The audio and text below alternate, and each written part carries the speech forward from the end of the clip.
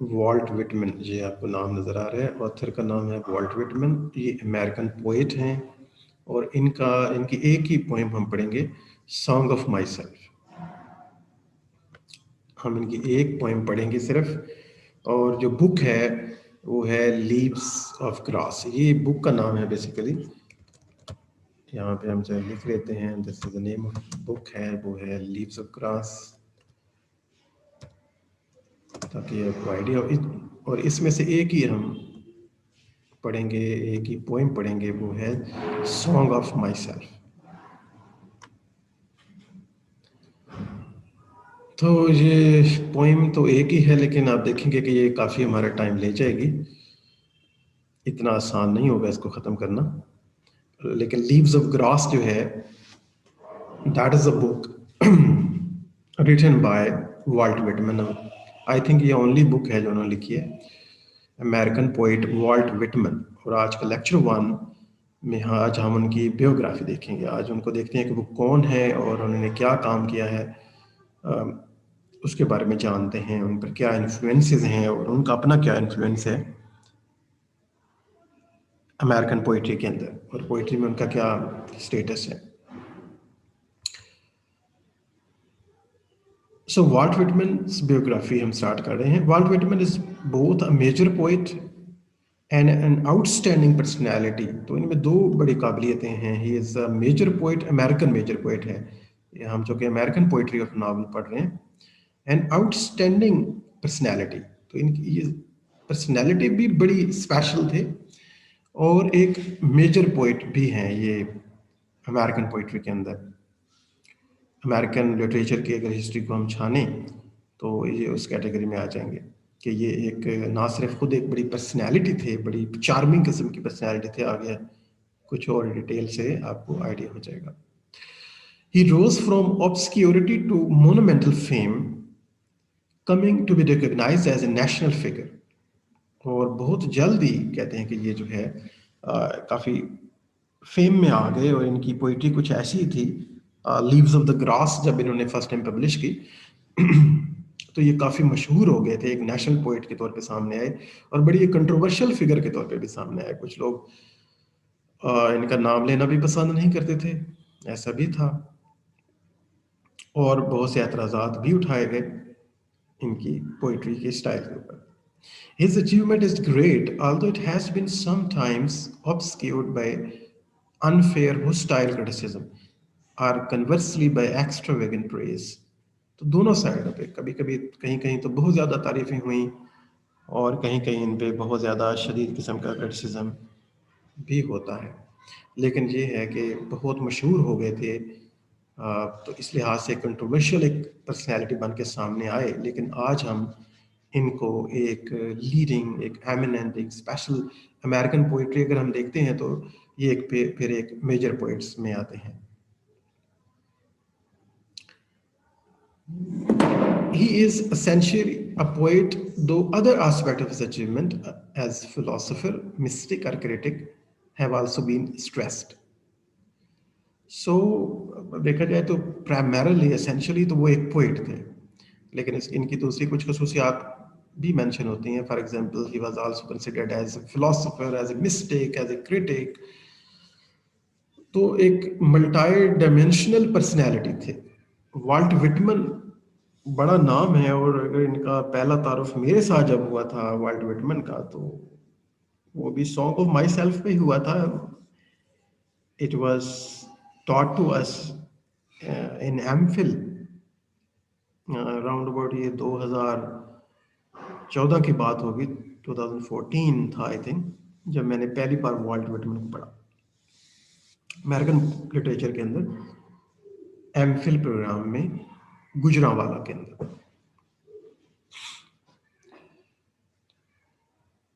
سو اس time پہ ہم بڑے سرپرائز ہوئے تھے. ان کے جو ریڈیکل نظریات تھے، ان کے جو آؤٹ آف باکس تھنکنگ تھی، ان کا جو وے تھا بات کرنے کا، اور اس پہ کافی ڈبیٹ ہوا کرتی تھی. However, ایک کافی اچھے پوئٹ ہیں، کافی چارمنگ پوئٹ ہیں. Walt Whitman was born in West Hills, Long Island. یہ لانگ آئلینڈ ویسٹ ہلز میں، لانگ آئلینڈ میں، نیو یارک میں پیدا ہوئے ہیں. جو نیو یارک پلیس ہے اس کے آگے پھر لانگ آئلینڈ ہے اور پھر ویسٹ ہلز. آن مئی 31 1819، تو یہ 1819 میں 1819 میں ان کی برتھ ہو رہی ہے. تو یہ آگے آنے والے جو سال ہیں وہ ان کی لائف کے اوپر جو آنے والے واقعات ہیں وہ بڑے اہم ہیں، کیونکہ mid of the 19th century جو تھا وہ امریکن ہسٹری کے حوالے سے بڑا امپورٹنٹ ہے، کیونکہ سول وار میں امریکہ پڑ گیا تھا. تو ان واقعات نے، یعنی سول وار نے، اور اس کے علاوہ جو ہے وہ امریکن پریزیڈنٹ کی جو ڈیتھ ہے، وہ آگے ان کے فیوریٹ امریکن پریزیڈنٹ کی ڈیتھ ہو جاتی ہے، ان کو مار دیا جاتا ہے، ان کا مرڈر جو ہے. اور اس طرح کے واقعات نے والٹ وٹمن کی جو پرسنالٹی ہے اس کو کافی حد تک متاثر کیا ہے. His father Walter was a laborer, carpenter and house builder. تو کافی کوئی ایلیٹ کلاس کا بیک گراؤنڈ نہیں ہے، کوئی بہت زیادہ امیر کبیر شخصیت نہیں تھے، بہت امیر خاندان سے بلونگ نہیں کرتے تھے والٹ وٹمن. ان کے فادر بالکل ایک مزدور تھے، ایک بڑے کا کام کرتے تھے، ایک ہاؤس بلڈر تھے، ٹھیک ہے، جو گھر تعمیر کرتے ہیں وہ لوگ تھے. اور ان کے فادر جو ہیں، مدر لاؤسا واز ڈیووٹ کویکر، اور وہ ایک بڑی مذہبی خاتون تھیں اور ڈفرینٹ قسم کے ایک سیکٹ سے بلونگ کرتی تھیں. ایک کویکر جو ہے نا، اس کا مطلب ہے a member of religious society of friends, a Christian movement founded by the George Fox in 1650 and devoted to the peaceful principles. Central to the Quaker belief is the doctrine of the inner light, or the sense of the Christ direct working in the soul. یہ جو inner light ہے، اندر کی light کی جو بات کی جاتی ہے، یا کرائسٹ کا ڈائریکٹ افیکٹ ہے سول کے اوپر، this has led them to reject both formal ministry and all set form of worship. تو یہ کویکر جو ایک موومنٹ تھی کرسچینٹی کے اندر، اس کی بڑی ڈیووٹ فالوور تھی ان کی مدر. تو ان کا بھی بڑا، ان کے جو تھاٹس ہیں انہوں نے متاثر کیا ہوگا والٹ وٹمن کو. آگے ان کی پوئٹری میں آپ کو وہ چیزیں نظر آئیں گی. In 1823, the family moved to Brooklyn, where Walt had his schooling. 1825 سے 30 کے درمیان انہیں ان کی اسکول ایجوکیشن ہے، اور اس کے بعد یہ یونیورسٹی میں نہیں پڑھے. آگے ان کی کوئی، جیسے ہم کہہ سکتے ہیں کہ نہ تو یہ ایلیٹ کلاس سے بلونگ کرتے تھے، اور نہ ہی ان کی کوئی ایلیٹ قسم کی ایجوکیشن تھی، نہ ہی کوئی ہائر ایجوکیشن میں انہوں نے کوئی بڑی ڈگری لی ہے. ایک اسکول ایجوکیشن ہی انہوں نے حاصل کی. لیکن اتنے جینیس تھے اور اتنی سینسبلٹی، اور ایک پوئٹ کا دل رکھتے تھے، دماغ رکھتے تھے، اتنی سمجھ رکھتے تھے، جو کہ گاڈ گفٹڈ، سم ٹائم کچھ لوگ کہتے ہیں کہ گاڈ گفٹڈ ہے، اور اس کے لیے آپ کو کسی ڈگری کی ضرورت نہیں ہوتی. From 1830 to 36 he held various jobs, some of them on newspaper in Brooklyn and Manhattan. تو یہ مختلف نوکریاں کرتے رہے چھوٹی موٹی، کیونکہ بہت بڑی کوئی اسکلڈ ڈگری تو ان کے پاس تھی نہیں، اور صرف اسکول تک ہی پڑھے تھے. تو لیکن زمانہ کافی پرانا ہے، ذہن میں رکھیں کہ اس ٹائم پہ اسکولنگ جو ہے وہ بھی کافی ایک معنی رکھتی تھی. آج کی طرح کا زمانہ نہیں تھا کہ جب ہر دوسرے بندے نے ہی ماسٹر ڈگری کر لی ہوئی ہے. یعنی ڈگریاں ہیں لیکن علم نہیں آپ کو ملے گا، لوگوں میں سمجھ، وفاداری، ایٹیکیٹس آپ کو نہیں ملیں گے، کیونکہ تعلیم جو ہے وہ عام تو نہیں ہوئی، ہم کہہ سکتے ہیں ڈگری عام ہو گئی ہیں. تو اس زمانے میں تعلیم، ڈگریاں کم تھیں اور تعلیم زیادہ ہوا کرتی تھی. From 1836 to 41 he was a school teacher, so he was appointed as school teacher. جیسے ہمارے بھی بہت پرانے جو ملتے ہیں لوگ تو پتہ چلتا ہے کہ وہ جو لوگ ابھی آج کل ریٹائر ہو رہے ہیں اسکول ٹیچر، تو پتہ چلتا ہے کہ انہوں نے پرانے زمانے میں میٹرک کیا ہوا تھا. میٹرک ایف اے کرنے کے بعد 8 کلاسیں پڑھنے کے بعد بھی آپ ٹیچر لگ جاتے تھے. تو اسی طرح ان کی اسکولنگ کے بعد ہی انہوں نے ایز اے اسکول ٹیچر بھی ورک کیا لانگ آئلینڈ کے اندر. Despite the positive education, positive معمولی تعلیم ہونے کے باوجود، اسکولنگ ہونے کے باوجود وہاں پہ ایز اے ٹیچر کام کیا، کیونکہ ایسا زمانہ تھا جب تعلیم یافتہ لوگ پہلی بات ہے ہوتے ہی بہت بہت کم تھے. The division of the Whitman's early life between town and country later enabled him to depict both environments with equal understanding and sympathy. اور تو انہوں نے کہاں سے پھر سیکھا؟ انہوں نے ڈائریکٹ جو ہے وہ نیچر سے سیکھا، اور پھر ان کا سٹی اور ولیج کا دونوں کا ایکسپیرینس تھا. سم ٹائم یہ جہاں پہ رہتے تھے وہاں سے باہر بھی گئے، اور گاؤں میں بھی رہتے رہے، کام کرتے رہے، تو ٹاؤن اور جو ہے ولیج دونوں کا ایکسپیرینس جو ہے ان کو حاصل ہوا. He also traveled extensively throughout the America and so could appreciate the various regions of the land. اور ایک اور ان کو موقع ملا ہے وہ ڈفرینٹ جگہوں پہ جانے کا ہے. ویریس جو ٹریولنگ ہے، ایکسٹینسو ٹریولنگ نے سے کیا فرق پڑا ہوگا مائنڈ کی جو فارمیشن ہے، ہم اس کو دیکھ رہے ہیں کہ والٹ وٹمن کو آگے جب ہم پڑھیں گے تو ہمیں ہمارے ذہن میں ہونا چاہیے کہ اس کا لائف ایکسپیرینس کیسا تھا، کیونکہ اس سے ہمارے ذہن کی بناوٹ ہوتی ہے اور تقریباً ہم اسی طرح ہی بہیو کرتے ہیں. Between 1841 and 1851, Whitman edited various periodicals and newspapers. It was apparently during this period that he began to compose the poems which were later published as Leaves of Grass.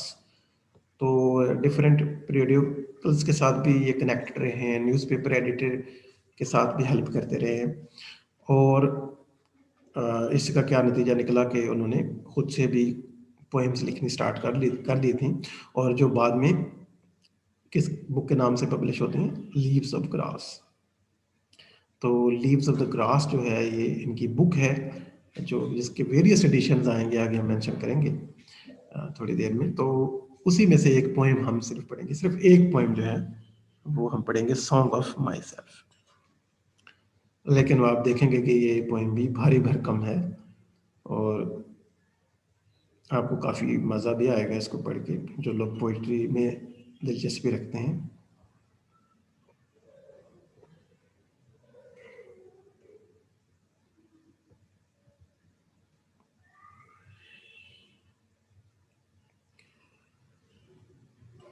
In 1862, Walt's brother George was wounded in the Civil War. When Whitman traveled to the Virginia to visit him, he saw a large number of the wounded in hospital. تو 1862 میں کیا ہوتا ہے کہ George wallet وٹمن ہے، وہ اپنے بھائی جارج کو کی عیادت کے لیے جاتے ہیں، جو کہ ایک زخمی ہو جاتے ہیں ایک سول وار کے اندر. تو 1862 کے اندر میں نے جیسے بتایا تھا 1850 کے بعد جو ہے وہ امریکہ سول وار میں چلا گیا تھا، اور سول وار ایکچولی امریکہ کی ہی ریاستیں جو ہیں، آپ کو پتہ ہے 50 سے کچھ ایک آدھ اوپر ریاستیں ہیں امریکہ کی. جیسے امریکن فلیگ کے اوپر سٹارز ہیں 51 اور 52 سٹارز ہیں، تو 51 اور 52 جو اسٹیٹس ہیں امریکن. تو اس زمانے میں جو ہے نا کچھ ریاستیں جو ہیں وہ ناردرن ریاستیں اور ساؤدرن ریاستوں میں درمیان ایک تنازع بن گیا تھا، اور وہ اسپیشلی جو ہے سلیوری کے معاملے کے اوپر تھا. تو کچھ ریاستیں جو ہے وہ چاہتی تھی کہ سلیوری جو ہے پالش نہ کی جائے، اور کچھ نے اس کو ختم کر دیا تھا اور اس معاملے کے اوپر، اس طرح کے اور معاملات کے اوپر ان کے درمیان ایک آپس میں لڑائی چھڑ گئی تھی. تو امریکہ دو حصوں میں ڈیوائڈ ہو گیا تھا، اور اس سول وار کا جو ہے وہ والٹ وٹمن کے اوپر بھی یقیناً ایک بہت گہرا اثر ہوا. اور ان کے اپنے بھائی بھی وینڈڈ ہو جاتے ہیں، تو ان کو دیکھنے کے لیے جاتے ہیں. When Whitman traveled to the Virginia to visit him, he saw a large number of the wounded in hospital. اور بہت زیادہ جو ہیں اس لڑائی میں لوگ مرے بھی تھے اور زخمی بھی ہوئے تھے.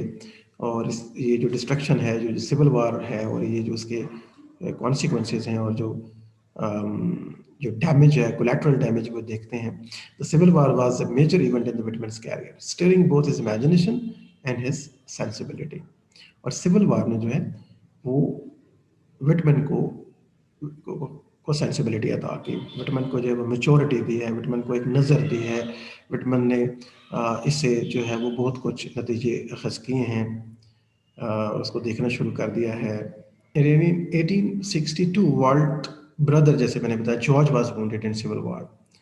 تو وٹمن جو ہے وہ ٹریول کرتے ہیں، وزٹ کرتے ہیں ورجینیا میں، اور پھر ڈفرینٹ اور ہاسپٹل کے اندر جو وہ سول وار کے نتیجے میں ہونے والے جو ہولناکی ہے اس کو ایکسپیرینس کرتے ہیں. The Civil War was a major event in Whitman's career.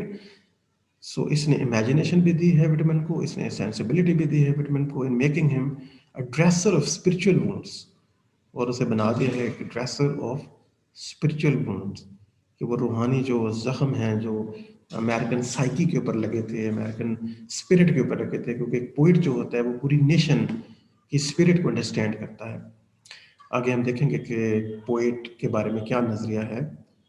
So he became the dresser of spiritual wound as well as of a physical ones as he worked as a volunteer in hospitals. So Lincoln's assassination, جیسے میں نے بتایا تھا Abraham Lincoln جو ہے انہوں نے ہی یہ انہی کے زمانے میں سول وار تھی، 1865 بالآخر ابراہم لنکن نے اس معاملے پر قابو پا لیا تھا، but he was later assassinated. As also moved Whitman's deeply and several poems bear testimony of his intense grief. اور بہت سی ایسی نظمیں ہیں جن میں ان کا یہ جو دکھ ہے وہ ہمیں نظر آتا ہے، جو ان کو سول وار سے بھی ملا اس کو، تو وہ ایکسپریس کرتے ہی ہیں ان وونڈس کو جو امریکن اسپرٹ پر لگے، جو امریکن سائیکی کے اوپر لگتے ہیں. اور ساتھ ساتھ جو ابراہم لنکن جو ان کے فیوریٹ پریزیڈنٹ تھے، ان کی اسیسینیشن جو ہے، ان کا جو پولیٹیکل مرڈر ہے، وہ اس سے بھی والٹ وٹمن ڈیپلی ہرٹ ہوتے ہیں. In 1865, Whitman was fired from his post in the Department of the Interior in Washington.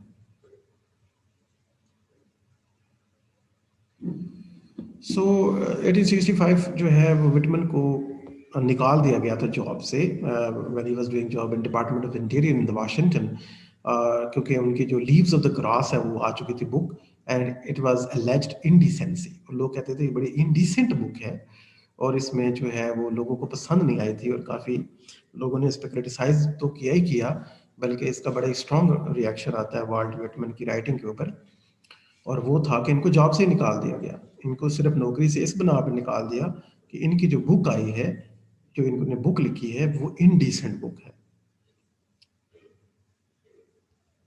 تو آپ اسے اندازہ لگا سکتے ہیں 19 سینچری کا جو امریکہ تھا وہ کتنا رومانٹک امریکہ تھا. جیسے خیر آج کل جو پاکستان جس فیز سے گزر رہا ہے، یہ تو خیر الٹرا رومانٹک فیز ہے، ابھی تو ہم نارمل رومانٹک ہوں گے.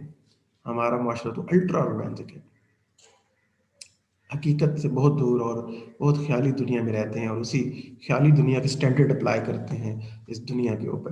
اس لیے ہمیں پھر سمجھ بھی نہیں آتی ہے، اور بہت سے لوگ کہتے ہیں کہ آخر یہ کیوں ہوتا ہے. He was hired by the Attorney General's office and remained there until 1873, when he suffered a mild paralytic stroke when he left him semi-invalid. اور 1873 میں ان کو فالج کا حملہ ہوتا ہے، اور تقریباً وہ سیمی انویلڈ کنڈیشن میں چلے جاتے ہیں. اینڈ وٹمنس لاسٹ ایئر کون سا ہے؟ وہ 1888 to 92 جو ہیں، یہ لاسٹ ایئرس ہیں. He was mostly confined to his room in the house which he had bought in Camden, New Jersey. تو نیو جرسی جو ہے ایک پلیس ہے، وہاں پہ انہوں نے جو گھر لیا ہوا تھا وہاں پہ ہی پھر آخری سالوں میں، جو کہ ہاف پیرالائزڈ بھی تھے، اور اس کے بعد جو ہے وہ زیادہ تر پھر اور زندگی کے کاموں میں نہیں جا سکے. اور فائنلی ہی ڈائیڈ آن مارچ 26 1892. اور 1892 میں پھر ہم کیا دیکھتے ہیں کہ والٹ وٹمن کی ڈیتھ ہو جاتی ہے. Thus ended the lifelong pilgrimage of the good grey poet. تو اینڈ ہو جاتا ہے. ان کو نام دیا تھا ایک پوئٹ نے as is contemporary critic W.D. O'Connor. تو آکنر نے ان کو کہا تھا good grey poet and immortal in American literature. یقیناً امورٹل ہے امیرکن لٹریچر میں. اگر جب ہم جائیں گے تو یہ ایک جائنٹ پوئٹ ہیں، کافی بڑے تھنکر ہیں، کافی بڑا ان کا مقام ہے، اور اسی وجہ سے امیرکن پوئٹری کے اندر دیکھیں ہم نے ان کو سلیکٹ کیا ہے پڑھنے کے لیے. امریکہ میں سے اگر بیسٹ ناولسٹ نکالیں تو وہ جو ہم نے ناولسٹ پڑھے ہیں وہ ہی ہیں ارنسٹ ہیمنگوے. اور اگر ان کا ایک بیسٹ پوئٹ نکالیں تو وہ ہو سکتا ہے کہ ادر لوگ کچھ اور لوگوں کے نام لیں گے، لیکن ون آف دا بیسٹ جو ہے والٹ وٹمن کا نام آتا ہے.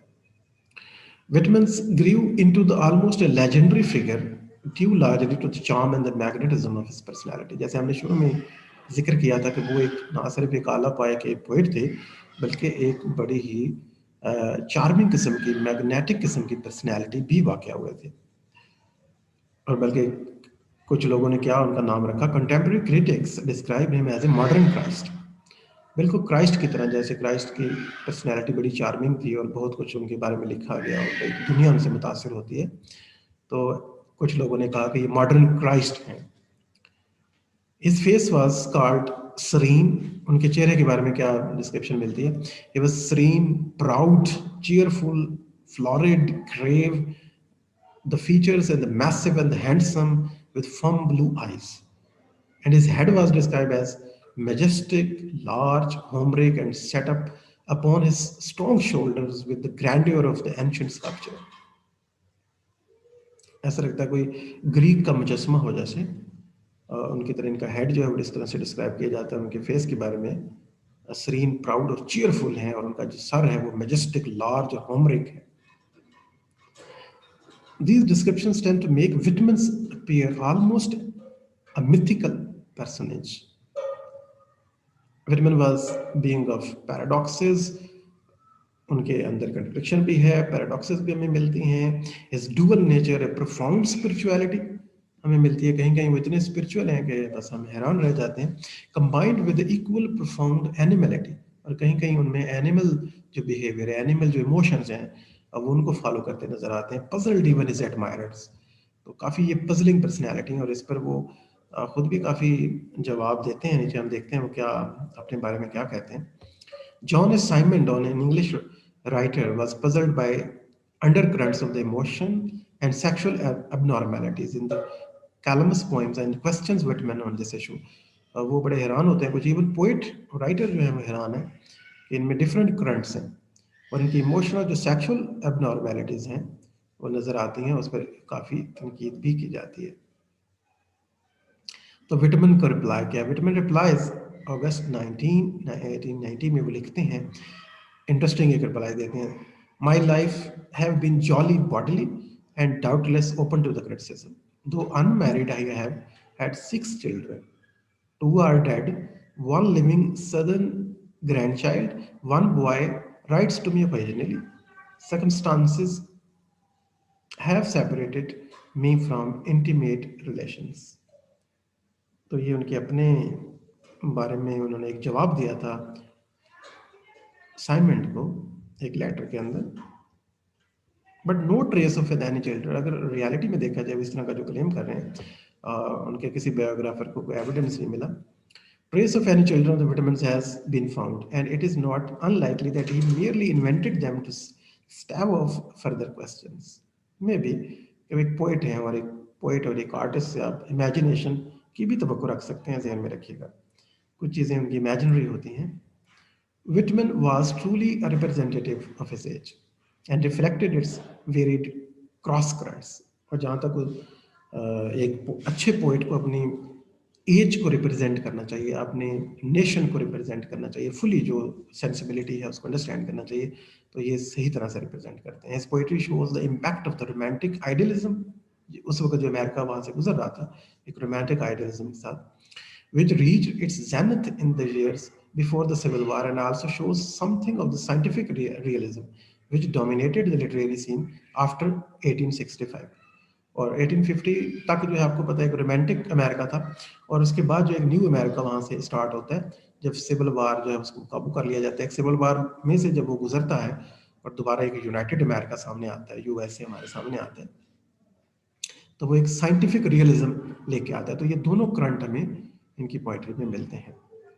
Whitman harmonizes these romanticism and realism to achieve a true representation of the spirit of America. تو یہ اسپرٹ آف امریکہ جو ہے، جو مائنڈ آف امریکہ ہے، امریکہ کو ایک پرسنالٹی کے طور پہ دیکھیں تو اس کا جو مائنڈ ہے اس کو صحیح طور پہ ریپرزینٹ کرتی ہے ان کی poetry. The growth of the science and technology in his time affected Whitman deeply. اور اس زمانے میں آپ جو امریکہ جو ہے وہ کافی تیزی سے ترقی کر رہا تھا سائنس اور ٹیکنالوجی کے حوالے سے. جو امریکہ نے بے پناہ ترقی کی ہے، اسی وجہ سے امریکہ آج ایک سپر پاور کے طور پہ ہمارے سامنے نظر آتا ہے. تو یہ اسی دور میں سائنس کی طرف ان کا رجحان تھا.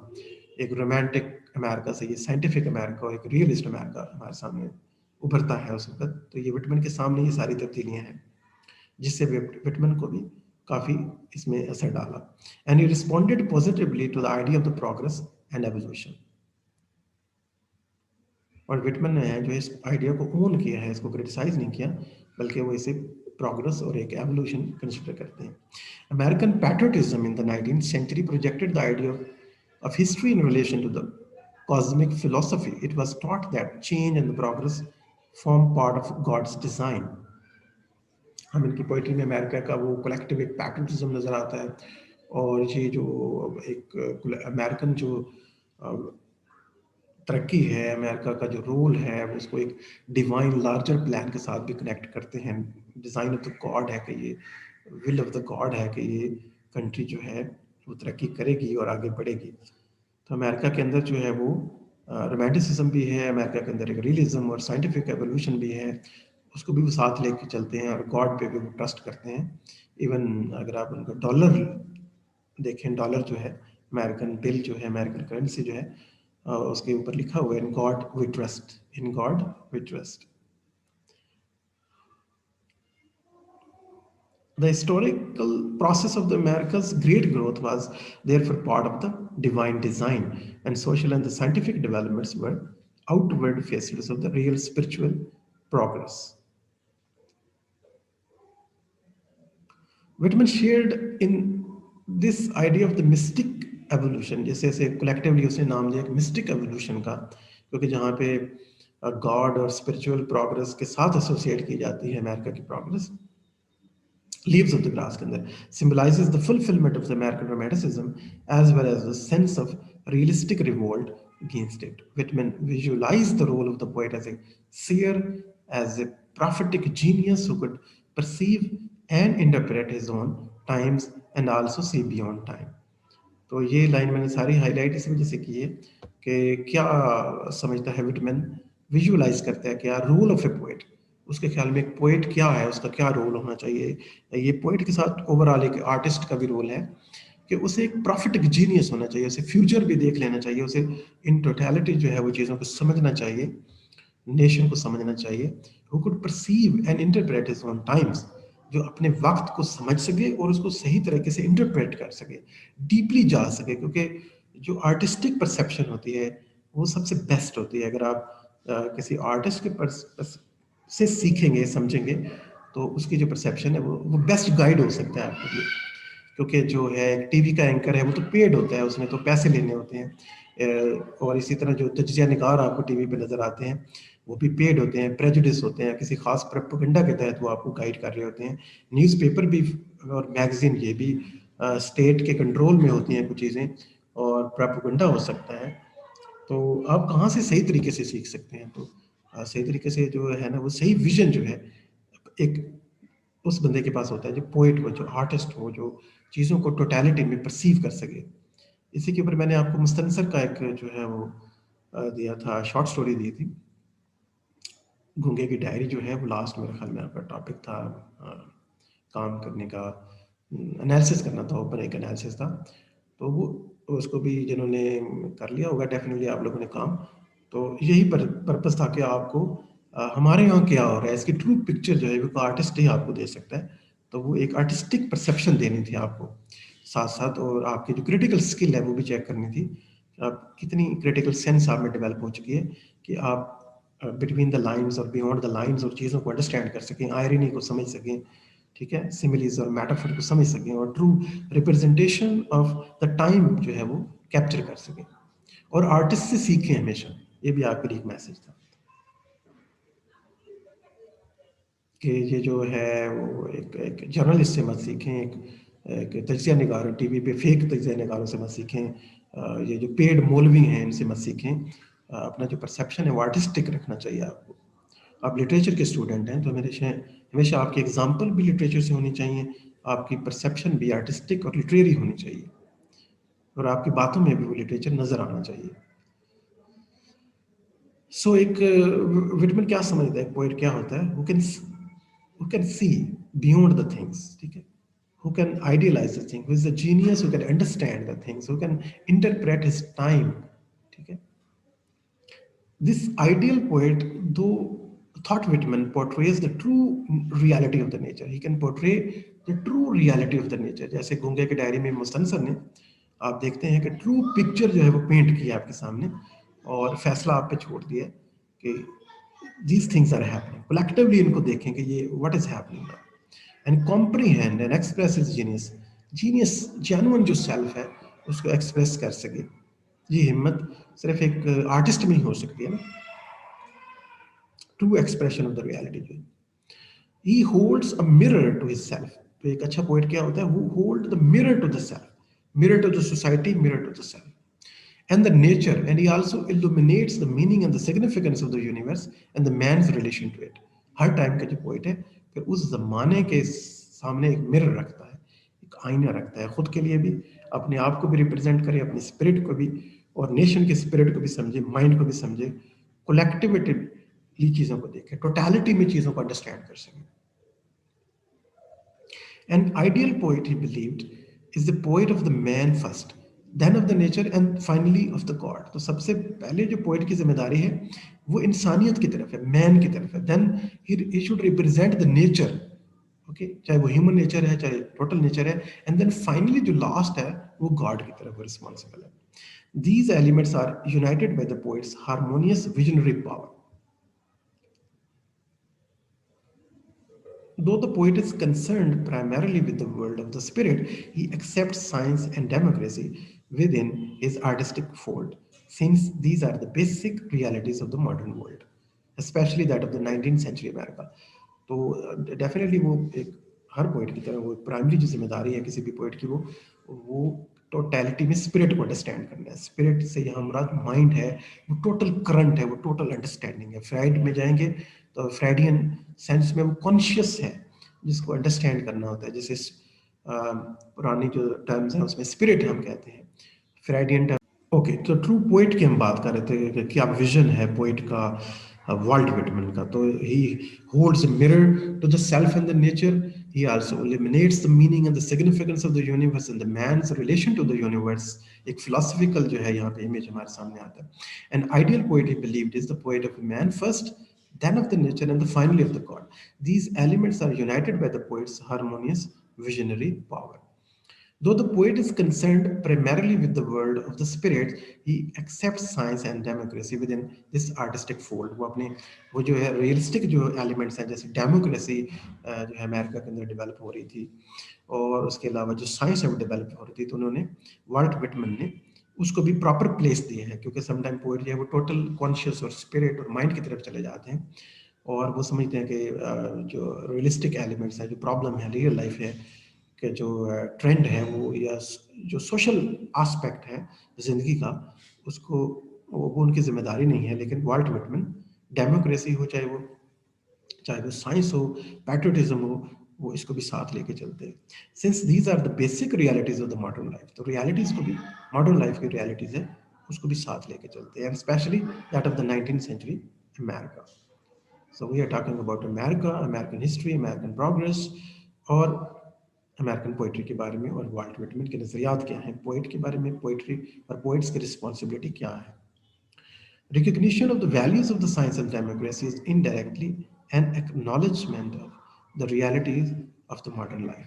تو جہاں پہ جیسے وہ سائنس اور ڈیموکریسی کو ایکسیپٹ کرتے ہیں، اس کو ایک پلیس دیتے ہیں، تو اس سے یہ بھی ثابت ہوتا ہے کہ وہ ماڈرن لائف کی ریالٹیز کو بھی ساتھ رکھتے ہیں. نہ صرف ایک امیجنیٹیو، ایک ویژنری، ایک ویژن دیتے ہیں بہت بڑا، بلکہ ایک پوئٹ کو اپنے ٹائم کی ریالٹیز کو بھی ساتھ لے کے چلنا چاہیے. Whitman's ideal poet is a singer of the self. اور اس سے بھی اگلی جو بات ہے جس کی طرف ہم جا رہے ہیں، اور ہماری جو پوئم ہے، جو ہم نے اس کی پوئم سلیکٹ کی ہے، وہ بالکل ایک ریپرزینٹیو پوئم ہم نے لی ہے جو والٹ وٹمن کو صحیح طریقے سے ریپرزینٹ کرتی ہے. کیونکہ وہ فرسٹ اینڈ دا فورموسٹ جو وہ سمجھتے ہیں کہ پوئٹ کیا ہوتا ہے، سنگر آف دا سیلف، جو اپنے بارے میں بتا سکے، اپنے بارے میں سنگ کرتا ہے. He also understands the relation between self and the larger realities of the social and the political world and that of the spiritual universe. He intuitively comprehends the great mysteries of life. ٹھیک ہے کہ intuitively وہ understand کرتا ہے، وہ comprehend کرتا ہے، اور والٹ وٹمن خود بھی کرتے ہیں پریکٹیکلی بھی.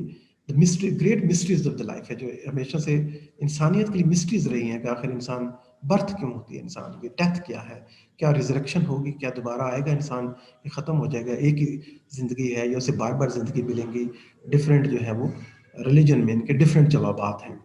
ٹھیک ہے. کچھ کہتے ہیں کہ وہ 7 جنم ہوں گے, کوئی کہتے ہیں کہ بس ایک ہی زندگی ہے, دوبارہ پھر قیامت کے دن اٹھایا جائے گا. تو کوئی کہتے ہیں, نیچے جیسے فلاسفر کہتے ہیں کہ انسان جو ہے وہ آتا رہے گا جاتا رہے گا, آتا رہے گا جاتا رہے گا, اور یہ اٹرنلی ایسا ہوگا, کبھی ختم نہیں ہوگی, اور یہ اس میں وہ پھنس چکا ہے. So he also plays the part of the priest and the prophet for the mankind. تو یہ کافی بڑا ایک مقام دیتے ہیں, ایک place of the priest and the prophet کی طرح وہ دیکھتے ہیں کہ وہ پوئٹ کو, والٹ وٹمن جو leaves of the grass ever since its first publication in 1855 has been a puzzling collection of poems. جب سے یہ پبلش ہوئی ہے, اس کا فرسٹ ایڈیشن آیا تھا 1855 میں, 1855 میں فرسٹ ایڈیشن آتا ہے. اور یہ اس ایڈیشن نے تو سب سے پہلے یہ کیا تھا کہ والٹ وٹمن کو کی جاب ہی ختم کروا دی تھی. ان کو بلے الزام لگا کہ ان کی جو پوئمز ہیں وہ انڈیسنٹ ہیں, تو وہ ایک انڈیسنٹ شخصیت قرار پائے, اور ان کو کہا گیا کہ ان کو وہ کوئی جاب کا نہیں ان کو ملنی چاہیے. انہوں نے اپنی بک کا نام بڑا دلچسپ رکھا ہے, لیوز آف گراس. ٹھیک ہے. It inspires, it enthralls, it tantalizes, and yet the problem it passes are numerous and varies. تو یہ ان پوئمز میں بڑی خاص بات تھی, انہوں نے لوگوں کو چونکایا ہے, انہوں نے لوگوں کو انسپائر کیا ہے, لوگوں نے اس پہ تنقید بھی کی ہے, اس کو بڑا لائک بھی کیا ہے. تو بڑا ہی انفلوئنشل واقعہ ہوئے والٹ وٹمن, ان کی جو پوئٹری تھی لیوز آف دا گراس. گھاس کے جو ہیں وہ لیوز پر تو کوئی بھی بات نہیں کرتا. گھاس آپ کو پتہ ہے سب سے معمولی جو چیز ہے وہ گھاس ہے, جو آپ کے قدموں کے نیچے روندی جاتی ہے. لوگ جو ہیں وہ روز پہ پوئمیں لکھتے ہیں, لوگ جو ہیں وہ دوسرے پھولوں پہ لکھتے ہیں, دوسری بڑے بڑے پودوں پہ, درختوں پہ پوئمیں لکھی جاتی ہیں. تو اتنی معمولی سی چیز کے اوپر, گراس کے اوپر, اور اس کے لیوز کی جو بیوٹی ہے اس کے لیے تو آپ کو بہت نیچے جانا ہوگا. جیسے بچپن میں ہم گھاس کے اوپر لیٹتے تھے تو گھاس کے پتے کئی دفعہ سورج کی طرف کر کے غور سے دیکھتے تھے. تو خیر اس کو اسی وقت ہی دیکھتے تھے جب بہت چھوٹے تھے. پھر بڑے ہو گئے تو سمجھدار ہو گئے اور گھاس سے بہت دور ہو گئے. پھر گھاس کا کوئی پتہ نہ اٹھایا, نہ اس پر کبھی لیٹے, اور نہ ہی اس کو دیکھا کہ وہ کتنا خوبصورت ہے, اور نہ ہی اس سے کوئی انسپریشن لی. تو شاید یہ اس کے کئی سمبولک میننگ ہو سکتے ہیں. Whitman so completely identified himself with leaves. اس بک کے ساتھ وہ آئیڈینٹیفائڈ اتنا کرتے ہیں کہ یہ میں ہوں یا میری کتاب ہے, یہ کی بات ہے, یہ میں ہی, میرا ذہن ہے. تو دس بک, وہ کیا لکھتے ہیں خود, دس از نو بک who touches this touches man. جس نے اس کو چھوا اس نے انسان کو سمجھا ہے. That critics have tried to find reflection of the Whitman's own self, life in all the images of and symbolism of his poem. یہی وجہ ہے کہ ہم وہ اپنے آپ کو آئیڈینٹیفائی کرتے ہیں تو ہمیں لگتا ہے کہ ان کی زندگی ان کی پوئمیں ہے, ان کی پوئمیں ان کی زندگی ہے, یہ سارا کچھ سملر ہی ہے. It was he himself who created the illusion that he and his poems were identical. وہ کہتے ہیں بالکل similar, identical ہے, ہم دونوں ایک ہی چیز ہیں. Through these works he found full expression as a poet and as a man. The first edition جو 1855 میں ہوا تھا, جیسے ہم نے بھی بات کی, of Leaves of the Grass consist of 95 pages. ان کا پہلا ایڈیشن تھا 95 پیجز کا تھا, صرف چھوٹی سی ایک بک تھی لیوز آف دا گراس, لیکن بعد میں یہ بڑی ہوتی جائے گی. The author's name did not appear but its picture was included.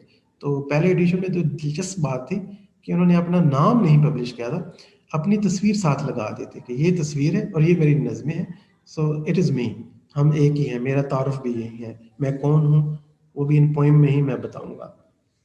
تو انہوں نے اپنا نام نہیں لکھا تھا فرسٹ ایڈیشن کے ساتھ, اپنی صرف فوٹو لگا دی تھی کہ یہ میں ہوں, لیکن لوگوں نے انہیں پہچان لیا اور نوکری سے بھی نکال دیا. By the time the second edition was published, اگلے سال 1856, the volume consisted of 384 pages. 95 سے ان کے پیجز ہو گئے 384 پیجز. کافی انہوں نے لکھا اگلے سال, جو ان پہ تنقید ہوئی تھی اس سے انہیں اور لگتا ہے حوصلہ ملا. لوگوں نے جتنا انہیں ناپسند کیا تو ان کو اور زیادہ ٹائم ملا, جاب بھی ختم ہو گئی تھی تو انہوں نے فل فوکس کیا لکھنے کے اوپر. With a favourable review of the Emerson printed on the back cover. اب نیکسٹ ایڈیشن کے ساتھ انہوں نے ایمرسن کو بھی بھیجا, جو کافی بڑا نام ہے امریکہ کی پوئٹری کے اندر, امریکن رومانٹک پوئٹری کے اندر جو ہیں, یا سب سے بڑے جو پرانے ان کے اچھے پوئٹ ہیں وہ ایمرسن ہیں. تو وہ ایمرسن نے ان کی پوئٹری کو کافی لائک کیا اور بیک پیج پہ ان کا ریویو بھی پبلش کیا انہوں نے. For this edition, Whitman not only added to the text, he also altered the poems which he had previously been published. Third edition appeared in 1860 और एक और एडिशन आ जाता है तीसरा, कंटेन 124 न्यू पोएम्स। अब इसमें उन्होंने 124 और पोएम्स शामिल कर दी थी, 124 poems. The fourth edition publish in 1867 was called the workshop addition. इसको वर्कशॉप एडिशन भी कहते हैं क्योंकि 1867 की जो पोएम है इन्होंने क्या किया उसके अंदर, because so much revision had gone into it, it contained 8 new poems। इन्होंने 8 नई पोएम तो लाई थी, लेकिन बाकी सारी पोएम में भी इतनी रिवीजन कर दी थी, उसको रिवाइज किया था, उसको इतना चेंज कर दिया था उनमें। और जैसे हर पोइट अपने काम को रिवाइज करते रहता है, बेहतर करने की कोशिश करता है, समटाइम बेहतर से खराब भी कर सकता है। हाउएवर इसको कहा गया था तो ये वर्कशॉप एडिशन है। वर्कशॉप में जैसे गाड़ी नहीं जाती तो उसके पुराने पुर्जे निकाल दिए जाते हैं जो ख़राब हैं, कुछ नई चीज़ें आ जाती हैं, जो लाइटें टूट गई हैं वो रिप्लेस हो जाती हैं। तो इस तरह इन्होंने भी पोइम्स के साथ किया, काफ़ी कुछ चेंज कर दिया। द फिफ्थ एडिशन आता है इनका 1871 के अंदर, included the new poems passage to India. इनमें उन्होंने एक पोइम शामिल की थी passage to India. Passage to India जेन में रखिएगा, एक नॉवल भी है ई एम फोस्टर का, एडगर मॉर्गन फोस्टर हैं, ई एम फोस्टर, उन्होंने नॉवल लिखा है पैसेज टू इंडिया। तो इनकी ये पोइम है, तो फिफ्थ एडिशन में ये शामिल होती है। सिक्स्थ एडिशन आता है इनका, 2 वॉल्यूम्स में अपीयर होता है इन 1876 के अंदर। द सेवंथ एडिशन भी आता है, अभी सब्र करें, एडिशन खत्म नहीं हुए अभी। The seventh edition was published in 1881 and is widely accepted as a authoritative edition today। इसको काफ़ी authoritative, काफ़ी valuable समझा जाता है कि इसको पढ़ा जाए। Although the 8th and the 9th editions are equally important, the last which is called the deathbed edition, इनका जो आखिरी एडिशन है जिसको कहा जाता है कि ये डेथ बेड एडिशन है, क्योंकि बेड के ऊपर जो जहाँ पे वो मौजूद थे, घर में कन्फाइन हो गए थे, एक बेड पे भी कन्फाइन हो गए थे और पैरालाइज हो गए थे। तो इसको उस टाइम पे इन्होंने कुछ आखिरी बार इसको पब्लिश करवाया, कुछ रिवीजन करके, कुछ एडिशन करके। तो हर एडिशन में डेफिनेटली एडिशन वर्ड इसका मतलब ये है कोई तब्दीलियाँ वाक़ई होती हैं, कुछ नई चीज़ें ऐड हो जाती हैं।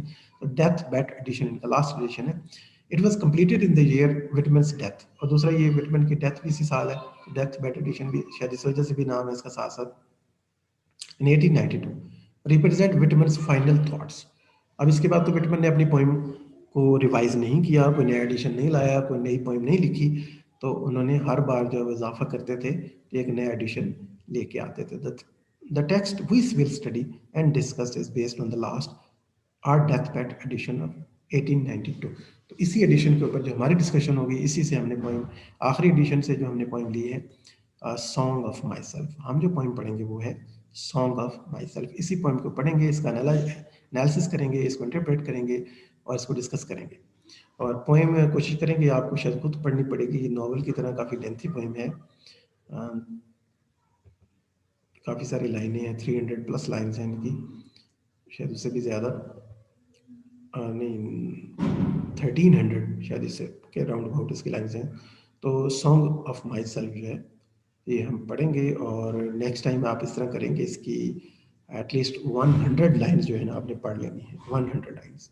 ये आपके लिए होम रीडिंग टास्क है, 100 लाइन्स आप पढ़िएगा। एक टास्क रीडिंग का टास्क दे रहा हूँ सारा, लिखने का कोई नहीं दे रहा इस दफ़ा। दूसरा रीडिंग टास्क ये होगा, आप civil war of America probe करेंगे, ठीक है, क्या प्रोब करेंगे, सिविल वॉर ऑफ अमेरिका। और तीसरा जो है ना वो आप ख़ास तौर पे समझेंगे जो पोइटिक विजन है कि पोइट और उसकी क्या जिम्मेदारियां हैं अकॉर्डिंग टू वाल्ट विटमन। जो भी हमने पढ़ा लेक्चर्स में आपने मटेरियल लेना है, लेक्चर्स के अंदर से इसी लेक्चर को दोबारा से सुनना है और फिर अपनी थोड़ी सी इमेजिनेशन शामिल करनी है, थोड़ी अपनी लैंग्वेजेस में इंक्लूड करेंगे और खुद से ये बस समझेंगे। लिखना चाहें तो आप एक आध पेज जो है ना खुद से लिख लीजिएगा, क्योंकि ज़ाहिर है फिर जब मैं पढ़ा रहा हूँ तो पेपर में भी आ सकता है। इसकी कोई असाइनमेंट नहीं है, आप खुद से समझने के लिए अपनी नोटबुक में लिखना चाहें तो ज़रूर लिखिएगा कि विटमन का जो विजन है about poetry and responsibility of the poet and poetry जो है वो क्या है थोड़ा सा। और सिविल वॉर ऑफ अमेरिका जो कि वो बड़ी इन्फ्लुएंशियल थी, वो क्यों हुई थी, कब स्टार्ट हुई और क्या था आखिर उसका, उसे हम कैसे बयान कर सकते हैं, उसके बारे में थोड़ी हिस्ट्री की इन्फॉर्मेशन, अमेरिकन हिस्ट्री जो है वो थोड़ा उसका टच लेना है आपने। ओके, तो ये आज का आपका लेक्चर था।